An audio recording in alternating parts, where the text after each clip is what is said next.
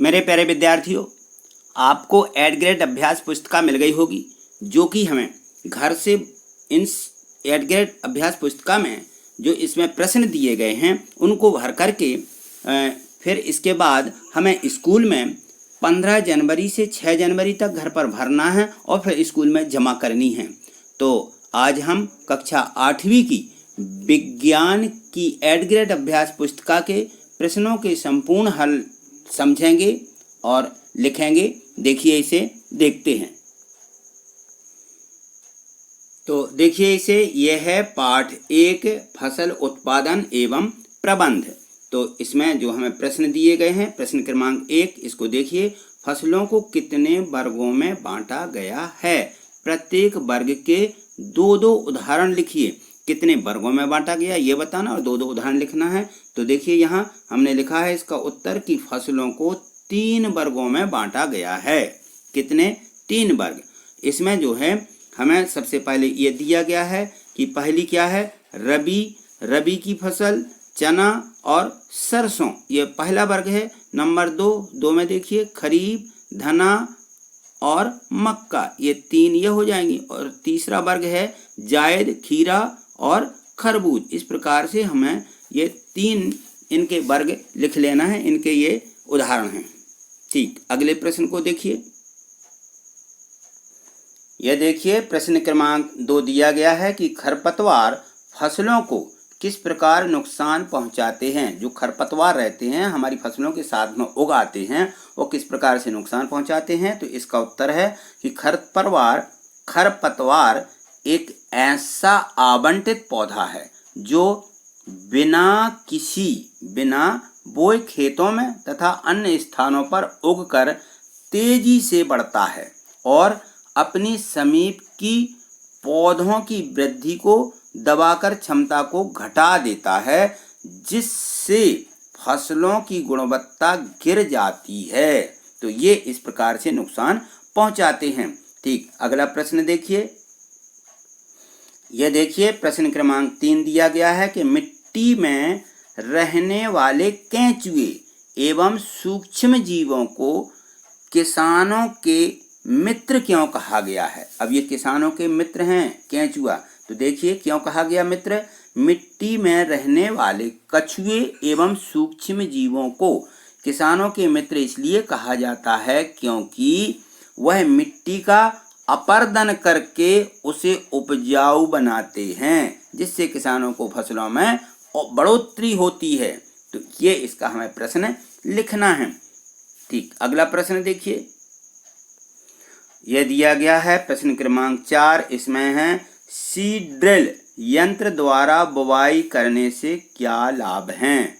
तो इसका उत्तर होगा कि बीज की बुवाई में समय की बचत होती है और नंबर 2, बुवाई के समय मजदूरों पर होने वाली जो लागत है उसमें कमी आती है और प्रत्येक लाइन के बीच निश्चित दूरी होती है। यदि हम दूसरे उससे करते हैं तो यह नहीं होता है, इसलिए सीड ड्रिल यंत्र द्वारा बुवाई करने से बहुत लाभ होता है। ठीक, अगला प्रश्न देखिए।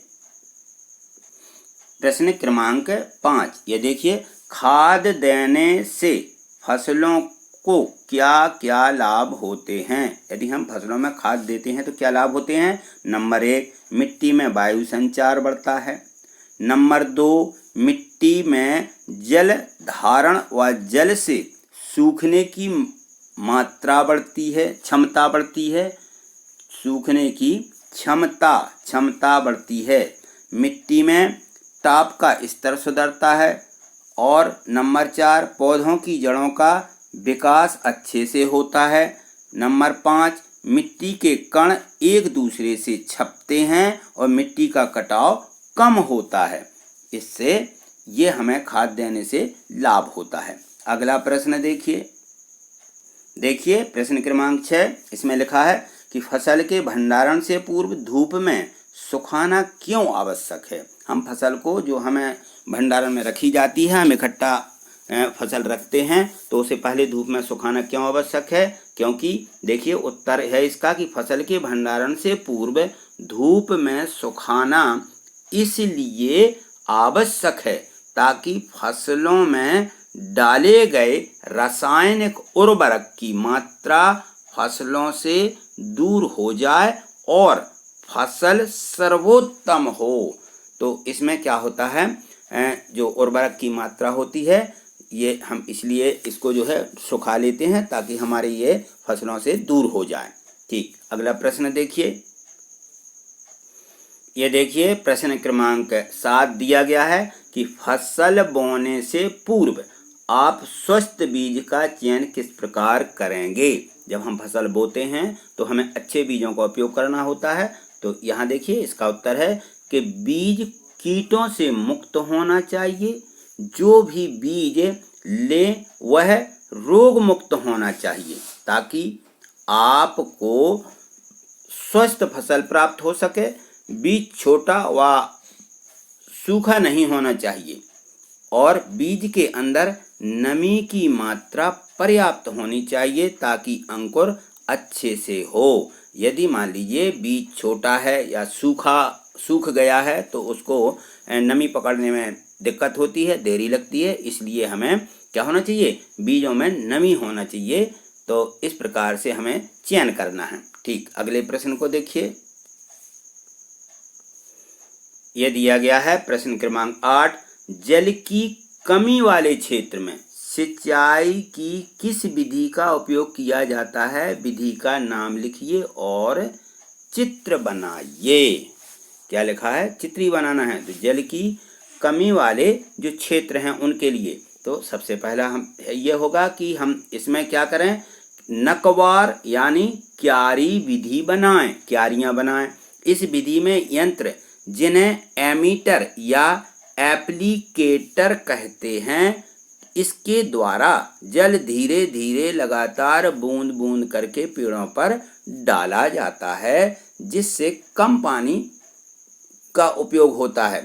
तो ये हमारी उसमें जो है इन क्षेत्रों में इस विधि को हमें इस प्रकार से खेतों में पानी देना है। अब अगले प्रश्न को देखिए। ये देखिए प्रश्न क्रमांक 9 दिया गया है कि उर्वरक और खाद में क्या अंतर है, लिखिए। उर्वरक क्या कहलाता है और खाद क्या कहलाता है।